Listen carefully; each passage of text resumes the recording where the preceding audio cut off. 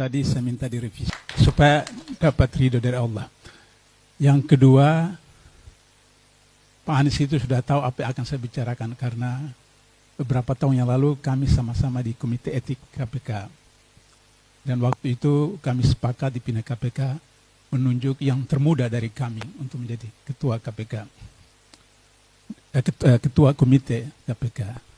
Dan yang dahsyatnya itu, saya 2 kali menjadi ketua Komite Etik KPK, tidak pernah memberikan hukuman seperti yang diusulkan oleh Pak Anies.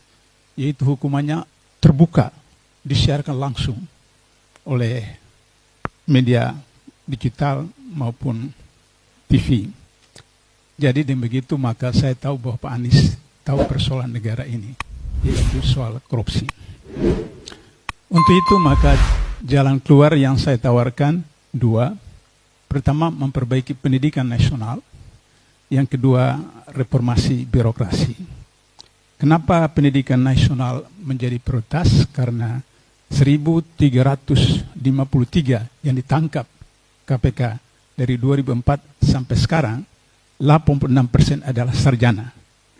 S1, S2, S3, guru besar. Dan hasil pendataan di KPK mayoritas adalah S2. Berarti secara statistik, pendidikan nasional kita melahirkan koruptor.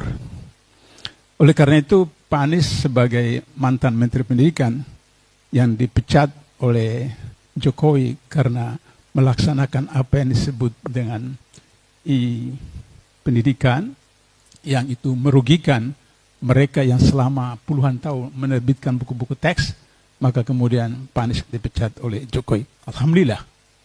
Jadi itu adalah satu musibah yang mendatangkan hikmah. Reformasi birokrasi itu dimulai dengan pertama rekrutmen ASN, PNS mengikuti pola yang diterapkan oleh KPK, yaitu yang berintegritas dan profesional. Yang kedua, remunerasi yang mensejahterakan. Jadi remunerasi bukan kuantitatif 25 juta, 50 juta, tidak. Tapi menyejahterakan. Katakanlah misalnya 10 juta pegawai gaji PNS, maka dibayar mungkin cuma 5 juta atau 7,5. Sisa itu dikonversi. Dikonversi kemana? Pertama, pendidikan anak-anaknya dari SD sampai universitas gratis. Kemudian masuk rumah sakit, pengobatan gratis, tidak ada BPJS. Karena dari 25% atau 30% dari gajinya itu sudah dikonversikan kepada pendidikan dan kesehatan. Yang ketiga, fungsionalisasi IT. Kelebihan KPK itu adalah dia punya hak untuk menyadap. Tapi hari ini Jokowi mengintervensi amandemen undang-undang KPK sehingga kemudian penyadapan itu harus dengan izin Dewan Pengawas.